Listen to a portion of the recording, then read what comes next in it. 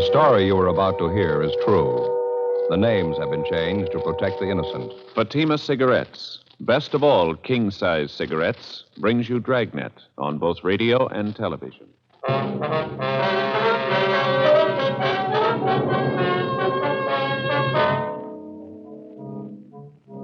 You're a detective sergeant. You're assigned to Juvenile Division.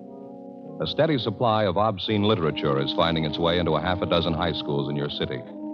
You get a lead on one of the sources of supply, a 17-year-old high school senior. Your job, pick him up. Fatima, America's first largest-selling blended cigarette. Now, best of all king-size cigarettes. Prove it yourself today. Compare Fatima with any other king-size cigarette. 1. Fatima's length filters the smoke 85 millimeters for your protection. 2. Fatima's length cools the smoke for your protection. 3. Fatima's length gives you those extra puffs, 21% longer than standard cigarette size. And in Fatima, you get an extra mild and soothing smoke, plus the added protection of Fatima quality. Definitely the best quality in its class, but the same price as the cigarette you're now smoking. Buy Fatima in the bright, sunny yellow pack. Best of all king-size cigarettes.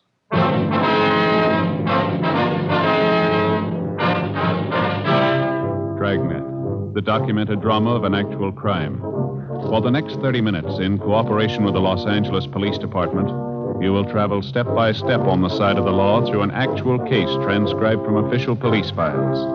From beginning to end, from crime to punishment, Dragnet is the story of your police force in action.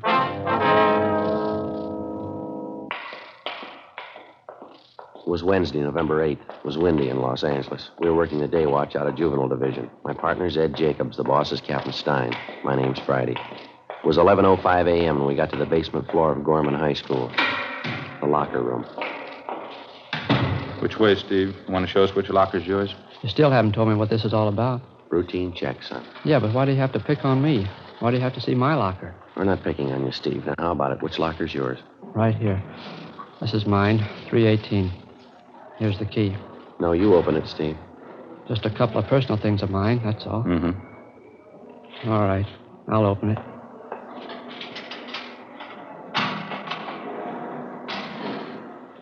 Well, there you are.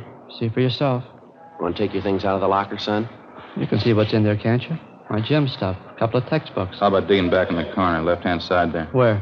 You know where I mean. Come on, Steve, dig them out. Back here, you mean? These joke books? That's right. Let's have a look, huh? Why? Just a couple of joke books. A kid gave them to me. Bring them out, Steve. Okay. Just a couple of them. Kid gave them to me. There. Looks like more than a couple. That's what you call a joke book, Steve? That's what the kids call them, yeah. Some of them are a little dirty. Not so bad, though. They're filthy, Steve, and you know it. Now, where'd you get them? I told you. Kid gave them to me. Who? What's his name? Oh, some kid around school. I don't remember right now. Gave you these books for nothing? Sure. I had a couple he wanted. We traded off. A lot of the kids have them. They trade them around. That stack you got there, they look pretty new. Couldn't have been passed around much. Maybe not. I don't know. Matter of fact, they look brand new, don't they? Don't even look like they've been opened yet. How come you're rousting me on this thing? What about the other kids? They got them, too. They're buying them, Steve. They're not selling them. I'm not selling them. Anybody says that's a liar. No good, son. We talked to the fellows here at the high school. Some kids over at the junior high school, too. They all say you're the one who's selling them. Well, they're liars. Both the fellows in high school and the kids down the street in junior high. They say you've been selling this stuff for months. Now, how about it? They're lying, that's all. They don't know what they're talking about. You've been selling these 35 cents a piece, 3 for $1. Last couple of weeks, you've been peddling pictures, too, $1 a piece. You got any of them in your locker, Steve? A couple. I got them off another kid. What other kid? What's his name? What's his name? Some kid. I don't remember. It's not much of an answer, son. What do you want from me anyway? I told you I'm not selling the books.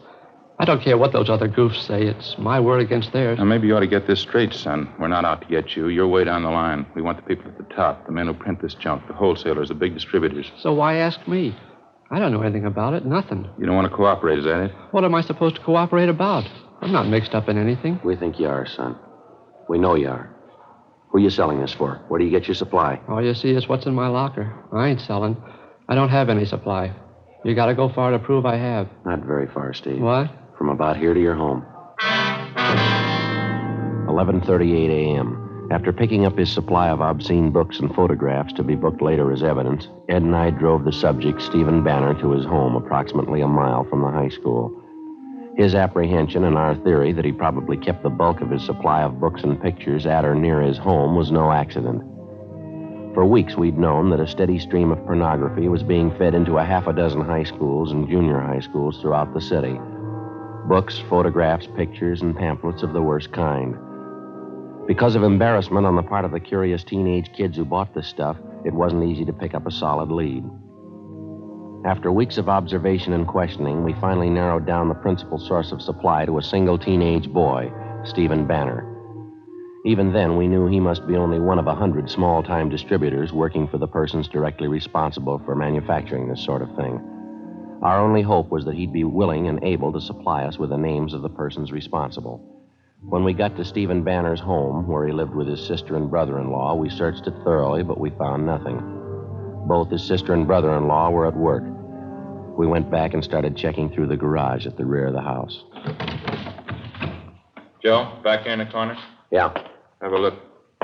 Steve, you want to tell us about this? Yeah.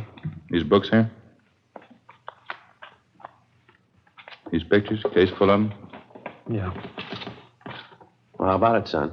Your sister and brother-in-law know about this? No, they don't know anything. I didn't think you'd find them. Well, you ready to tell us about it? My sister going to have to find out? I don't know, Steve. It's going to be pretty hard to keep it from her. Yeah, I guess so. Who's the contact, son? Where'd they come from? Charlie Freiberg. Only the books, though. Pictures came from another guy. It's a long story. Well, we got the time, son. Who is this Freiberg? Met him downtown one Sunday, Penny Arcade on Broadway. Me and this other kid were in there, Bud Spencer.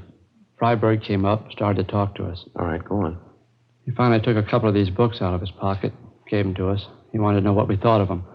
Told us he had plenty of them if we knew any other kids who wanted them. You knew you and your friend Bud were in high school? Yeah, that's right. What else, Steve? Well, that's about it. He asked me and Bud if we wanted to sell for him around school. This friend of yours, Bud Spencer, he's selling them too? Yeah. He goes to a different school, though. Both of us did pretty good with the books. Sold real fast. The pictures are even better. That's so. You say you didn't get the pictures from Freiberg. There was somebody else? A man by the name of Jack. I don't know his last name. Freiberg put us onto him, gave us an introduction, set up the deal. We got the pictures for 75 cents. Most of the time, they get us $1.50 a piece. Bud and I did pretty good. You know any other fellows working for this Freiberg, Steve? Any other kids in school, I mean? No, just Bud and me. That's all I know. It wouldn't be so bad if it was just the books. That lousy Charlie. He had to go and promote the party routine, get everybody mixed up in that. How do you mean? What's that all about? Charlie. He stays at this place out on Sepulveda. It's a motel. That's where we always contacted him. Yeah. After a couple of weeks, when we got to know him, he asked me and Bud out to this place. Said he was going to throw a party. Told us to bring our girlfriends along. Turned out we were the only ones at the party. Me and Bud and the girls and Charlie Freiberg. Party lasted pretty late. I should have been smart enough to figure it out. I wasn't. What do you mean, Steve? Figure out what? Why'd Charlie be throwing parties just for us? The first 2 times there wasn't anything wrong. We just talked, danced with the girls, drank some beer. Charlie told us to have a good time. He threw a party every Friday night. Never broke up till after 3 o'clock. How old are your girlfriends, yours and Bud's? 17. They're both 17. They've been around, though. No use kidding you. They weren't very smart, I can tell you that. None of us were, I guess. Next couple of parties, Charlie had whiskey there. Dumb girls drank right along with him. So did we. Freiberg served the whiskey, didn't he? Yeah, that's right. He loaded the drinks, kept handing the girls a lot of stuff about how he used to be a director in pictures. He had a lot of connections in Hollywood. The last party I was at, he said he was going to get the girls' screen test. A lot of malarkey like that. Mm-hmm. What else, Steve? I don't know. I had a beef with Charlie about it. I walked out. I haven't been back since. Does he still throw these Friday night parties, do you know? Maybe. I don't know. There were 3 or 4 after the last one I walked out on. Dumb girls think Charlie's just great. God, so I can't stand the guy. How about the parties you didn't show up for, Steve? You get a rundown on them? Well, I heard a couple of things, yeah. Sure glad I wasn't there. How do you mean? Dumb girls never fails. The oldest line in the world. They still go for it. What's that? Tell them you're going to get them in the movies. We continued questioning the subject, 17-year-old Stephen Banner. He gave us a full description of the man who'd been selling him the books, Charles Freiberg, and also a description of the man known as Jack, the one who'd been supplying him with pictures and photographs. In addition, he gave us the addresses of the two men, a fair description of Freiberg's car, no license number, and the names and addresses of the two girls he and his friend had taken to Freiberg's parties. 1:20 p.m. Ed and I took the case of obscene books from the garage, loaded it in the back seat of our car, and Stephen Banner directed us to the high school attended by his friend Bud Spencer. We picked up the Spencer boy and drove him and Banner downtown to Georgia Street Juvenile, where we booked them in on 700B, Welfare and Institution Code, lack of supervision. We drove to the motel out on Sepulveda, but the suspect, Charles Freiberg, had moved out 5 days before, no forwarding address. It wasn't a dead end, though. From his motel registration card, we got the description and license number of his car. On the way into the office, we checked out the address of his confederate, the man known as Jack. He'd moved the same day as Freiberg, no forwarding address. Back at the office, DMV got a make on the license number for us. The car registered in Freiberg's name, 239 West 92nd Street. We went down to R&I and pulled the package on the suspect. 3:40 p.m. Last address on him was 3 years old. How's his record read? Well, he's been in the business before. A couple of ag charges, a 311 charge, too. Possession of obscene literature. Served 8 months in county jail. Mugshot there? Yeah, here. Mm-hmm. Close enough to the way the boy described him. I'd say so. His M.O., too. Huh? Same pitch the last time they got him, working the high school trade. Passed himself off as a studio man, movie director. How about the other man, Jack? You got anything there? No, not yet. I gave the information on him to the stats office. They're going to make a run for us. Well, I guess we better check on the kids' girlfriends, huh? Get their stories. Yeah, I suppose so. It sure gets me, Joe. What's that? A pair of young girls like that, out at motel parties till 3 a.m. drinking. Yeah. 17-year-olds, no reason for it, no reason at all. Well, I can think of one that might do. Huh? Their parents. We checked out the suspect's address furnished us by DMV and also the information from the R&I package. They went nowhere. We had a second interview with Stephen Banner and his friend Bud Spencer. We showed them Freiberg's mugshot, and both of them identified it. We got out a broadcast and an APB on him. 4:12 p.m. Together with policewoman Doreen Statesel, Ed and I drove out to interview the two teenage girls involved, a Dorothy Ryan and a Laura Osborne. We stopped at the home of the Osborne girl first, but she wasn't there, and neither were her parents. An older sister told us that both the mother and father were working and that Laura was at a neighborhood school for models taking her weekly lesson. We checked at the modeling school, a converted second-floor social hall, where we finally located the girl, a tall brunette, dark eyes, fair complexion. The heavy makeup didn't do much to hide her age. While the modeling lesson went on, policewoman Statesel, Ed, and I talked to the girl off in one corner of the hall. Your friend, Steve Banner, he took you to those parties at Mr. Freiberg's place? That's right. Very nice man. He was always nice to Dorothy and me. Dorothy Ryan, she came to the parties with Bud. He's a friend of Steve Banner's. You have no complaint to make about this, Mr. Freiberg? He never caused you trouble of any kind? Charlie? Well, no. As I told you before, that business about Steve getting mad just because Charlie told us he'd get us in the movies. Well, it was silly, that's all. Plain silly. Charlie was just helping us. How do you mean, Laura? Well, he's in Hollywood, you know, Charlie Freiberg. He has lots of connections. He just wanted to help us get some good modeling jobs. That's why he took our pictures. There was nothing wrong. You continued going to these Friday night parties without the two boys, is that right? Yes, Dorothy and me. There wasn't anything wrong with it. We knew Charlie as well as they did by that time. A few bathing suit pictures, that's all. There was nothing wrong in that. Did you ever see prints of any of those pictures, either you or Dorothy Ryan? No, but Charlie's going to get us some. He promised he would. You know where he is now? No, he moved. I haven't any idea where he is. When's the last time you saw Freiberg, miss? About 10 days, 2 weeks ago. What's this all about, officer? You looking for Charlie? How does he usually contact you, Laura? By phone? Yeah, usually calls. Has he called you lately? Well, I don't know. Why are you looking for him? Can't you tell me? Routine investigation, miss. Oh, I'm sorry. I don't know where Charlie is. Why can't you tell me why you want him? We want him. Why? Can't you give me a reason? This is one of the reasons, Laura. Would you look at this picture? Charlie took this? It's his business, Laura. That's the way his police record reads. I can't believe it. That's one reason we want Freiberg. There's lots of others. You willing to help us, Laura? You said they'd be beautiful, glamorous. They're not. You know where he stays now? No, I'll find out, though. How do you mean? I've got a date with him. Supposed to meet him out on Wilshire and La Brea. When's that? 8 o'clock tomorrow night.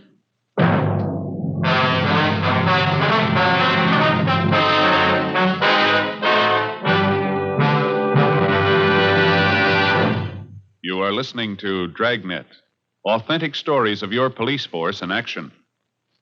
Compare Fatima with any other king-size cigarette. 1.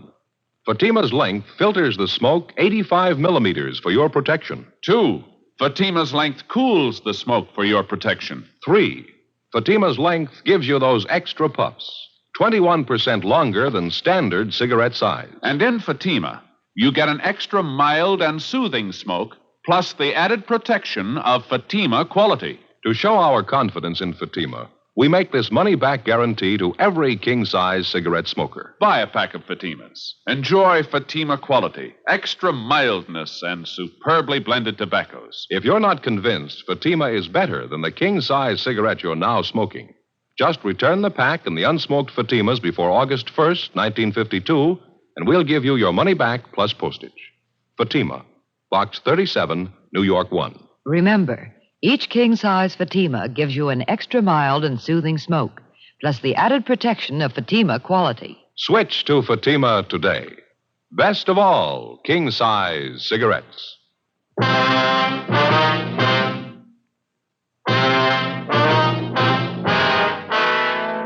November 8th, Wednesday, 5:30 p.m. After our interview with 17-year-old Laura Osborne, policewoman Doreen Statesel, Ed, and I drove to the home of Laura's girlfriend, Dorothy Ryan, who was also present at the motel parties given by the suspect, Charles Freiberg. Her story of what had happened was essentially the same as the one we got from the Osborne girl. That night, we met with the parents of both girls. They were well-meaning and cooperative. They admitted their mistake. It was the same old story of lack of supervision and very little home life. The parents told us that they had no idea of what had been going on or the late hours that their teenage girls had been keeping. Besides promising closer supervision of the girls, they told us they would notify us immediately if the suspect Freiberg made any attempt to contact their daughters. 6:25 p.m. We got back to the office, put in a call to Stephen Banner's home, and notified his sister and brother-in-law that the boy was being held for further interrogation. We also notified the parents of Bud Spencer. The following morning, Ed and I went across the street to the district attorney's office, presented our case, and a warrant was issued on Charles Freiberg for 702 WIC, contributing to the delinquency of a minor. At 7 o'clock that night, Ed and I staked out on a cocktail lounge near the intersection of Wilshire and La Brea, the place where the suspect had told Laura Osborne to meet him. 7:30, 7:45. We waited. Think maybe we're in business, Joe. What? Down the corner there, waiting for the signal to change. Dark suit, dark hat. Yeah, could be. Crossing over now, heading for the bar. All right, let's go.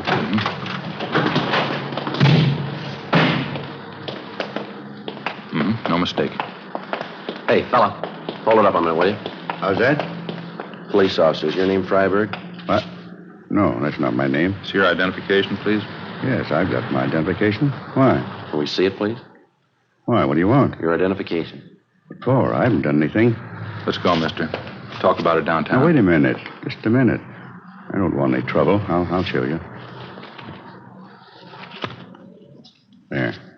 Driver's license, the rest of my stuff. Charles Freiberg. It's an old address, isn't it? Yeah, haven't had time to change it. Just got back in town. What's the matter, anyway? Where are you staying, Freiberg? No place. I just got back in town. I told you that. Not staying any place yet. No connections at all. Where's your car? I don't have one. Haven't had one for a year. I sold it. Look, how about filling me in? What do you want with me? You want to step over here, Freiberg, out of the way? All right. Just like to know what's going on, that's all. I'd like to see what you're carrying in your pockets. Take everything out, please, one pocket at a time. What is this, a shakedown? You can start with your coat pockets. All right. There. Okay? All right, now the other one. Okay? You said you don't have a car, Freiberg. No, of course not. I told you that. Well, what are you doing with that parking ticket? We walked the suspect Freiberg 2 blocks to the parking lot listed on the claim check that he had in his coat pocket. He had black hair streaked with gray, looked to be in his mid-50s. We questioned him on the way, but he'd admit nothing. We located his car in the parking lot and searched it. In the glove compartment, besides a half a dozen photographs and small books, we found a key with a metal disc attached to it. Stamped on the disc were the words West Side Studios, number 23. Freiberg refused to identify the key. He refused to admit a thing. We walked him back to our car, and together the three of us headed out for the old West Side Studios just off Jefferson Boulevard. On the way, we tried again to question the suspect, but we got nowhere. He refused to answer even the simplest questions. One look at the West Side Studios, and you knew right away the place had seen better days. It had been fairly prominent in the early days of motion picture making, but all that was left now was 2 square blocks of broken-down scenery, 1 dilapidated sound stage, and a row of weather-beaten cottages, the tar paper peeling off the roofs. We got out of the car and started up the walk. The faded sign over the main gate read West Side Studios, founded 1920. And down in one corner, admission by pass only. The guard shack at the gate was boarded up. No sign of a night watchman. We kept walking. How come they don't keep a watchman at the gate, Freiberg? Don't they make pictures here anymore? You bet they do. The place has been going downhill for a long time. It's coming back, though. Then you do know the place, is that right? Yeah, I know it. I should know it. What do you mean by that? Nothing. You rent an office here, is that it? Freiberg? Yeah, that's right. Straight down the way there, Cottage 23. What's your job? You in some kind of movie work? Yeah, I have been for 30 years. More than 30 years. That's so? You an actor? Freiberg. Haven't you ever heard the name? I'm a producer. Oh, I see. Why don't you tell us that to start with? Oh, I don't know. Different reasons. I don't like to throw my weight around. I have a lot of connections in Hollywood, you know. That's so. In the trade 30 years. I was one of the first. You can make a lot of friends in 30 years. Yeah, I guess so. How about those books we found in your car, those pictures? How do you explain them? This studio will be back on its feet in a year. I'll bet $1,000 on it. This whole block here, sound stages. I got the plans for them in my desk. That's so. You have an interest in this lot? Not exactly. Not right now, anyway. I did have an interest, though. I will again. I was one of the original owners, you know. Still haven't got an explanation. How about the books and pictures we found in your car? Oh, that? Nothing to explain, is there? Just a few gimmicks I picked up. You know a boy by the name of Stephen Banner? Banner? No, I don't think so. Why? How about Bud Spencer? You know him? No. I knew a George Spencer once. Actor. That was back in the old days, though. How about Laura Osborne, Dorothy Ryan? You know them? No, it's pretty hard to say. You know, Sergeant, over the years in this business, especially, you meet an awful lot of people. Well, these are fairly recent. You ought to remember them. They're just kids, 17-year-olds. No, afraid I don't recall the names. Soundstage bell. We got a company over there doing some shooting tonight. Television films. They make them too fast. Trade's not like it used to be. Quality, that's what we went after. Gone now. It's all gone. West Side will do it again, though. You can bet on that. We're coming back. Look, how about leveling, Freiberg? You know why we picked you up. You know why we're out here. Just it. I don't know why. Oh, say, look across the road. That's set over there. The old greenhouse there, colonial mansion. Weather's faded the colors a little. Typical old southern estate now, you know. We shot some beautiful footage there. Picture's a classic in its own right. Maybe you remember it. Moonlight and Magnolias. They changed the title later. Love in the Moonlight. Beautiful thing. You ever see it? No, I don't think so. I couldn't tell you how many beauties we turned out that year. I was a young fella then. Song and strife. Moonlight and Magnolias. Little orphan girl. Sweetheart of the campus. That's your cottage there, Mr. Freiberg? What's that? Just down the way there, number 23? Oh, yeah. Completely forgot about it. I hope you'll excuse the way it looks. I haven't been able to find good accommodations in town. I've been staying at the office. We have a little couch there. I sleep on that. We have a hot plate, too. Good enough to boil a coffee in the morning. Mm-hmm. How come you couldn't find space in town? The hotels aren't that rushed, are they? Well, the ones I'm used to staying at, yes. I'd just soon camp here at the studio than stay at one of those places downtown. Say, wouldn't you like to see the rest of the lot? Pretty interesting if you've never seen a real movie lot. I mean, a high-class one. We've seen them, Mr. Freiberg. We'd like to check your office. Oh, all right. This is it. Cottages need a good coat of paint, of course. It'll all be done pretty soon. West Side is going to come back strong. You can bet on that. Yeah, I guess so. Uh-oh. Watch out on that first step there. It's loose. Have to call maintenance and get that fixed. Yeah, it's all right.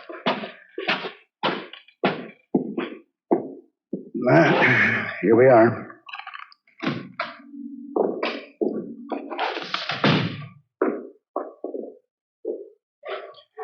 Well, as you can see, the office isn't very much.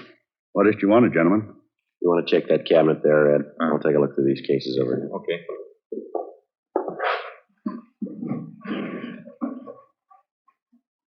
This picture here on the wall. That's the cast and the production staff of my first film. Here's the other one. Me and R.Z. Bernard. He autographed the picture for me, Bernard himself. Those were the days, all right. Quality. That's what we went after in pictures, real quality. Not like today. Gone. The good days. Fine pictures. It's gone. All gone. How about it, Freiberg? These cases of books here and these photographs. Not my fault, believe me. I had to make a living. I had to make money. How do you think it feels to get cheap like that? I used to be young. I was big. I was talent. I made big pictures. How do you think it feels to get cheap all of a sudden? Cheap enough to do this kind of thing? Nobody forced you. It was your choice, mister. It wasn't my choice. You're wrong. All I want to do is make pictures. There isn't a chance anymore, not like the old days. You need hundreds of thousands, millions. It's gone. It's all gone. Had to eat. Had to put clothes on my back. You admit you're responsible for this? Books, pictures, working in the high school trade, kids like Steve Banner, Bud Spencer? After 1935, I couldn't get a job. I didn't want this. I had to do it. I'm ashamed. Who wouldn't be? I had to eat. It was the only way. I had to live. There's honest jobs to be had. How about this man named Jack? He was in with me. He was my cameraman back in the old days. You can't blame him either. He had to live, too. You willing to come downtown with us? Give us a statement? Yes, all right. All right, anything. How about the party with the two girls, Laura Osborne, Dorothy Ryan? I took some pictures, that's all. I didn't harm them. Not in any way. You had it wrong, Freiberg. You know that. Yeah, I know. Just to have the kids there made you remember the days in your life. Best days in anybody's life. What so? When you used to have money. When you used to be young.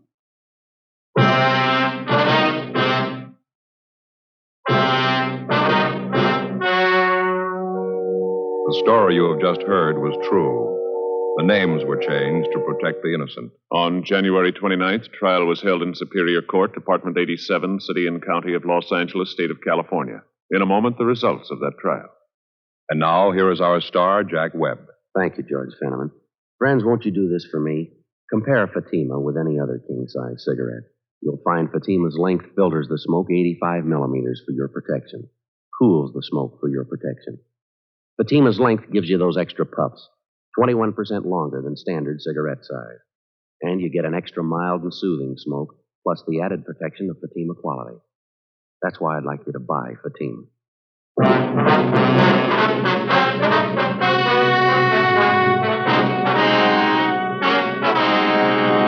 The suspects, Charles Zeman Freiberg and his accomplice, Jack L. Lavery, were tried and convicted on 4 counts of contributing to the delinquency of minors. Both of them served full terms in the county jail. Contributing to the delinquency of minors is punishable by a fine of not more than $1,000 or by imprisonment in the county jail for 1 year, or by both fine and imprisonment.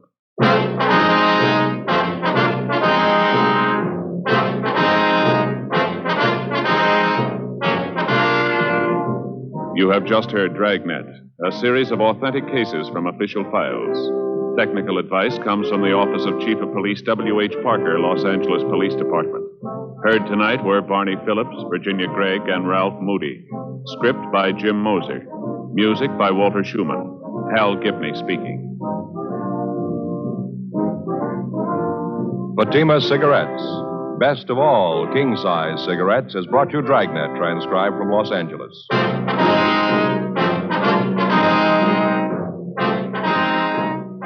Now it's Counter Spy on NBC.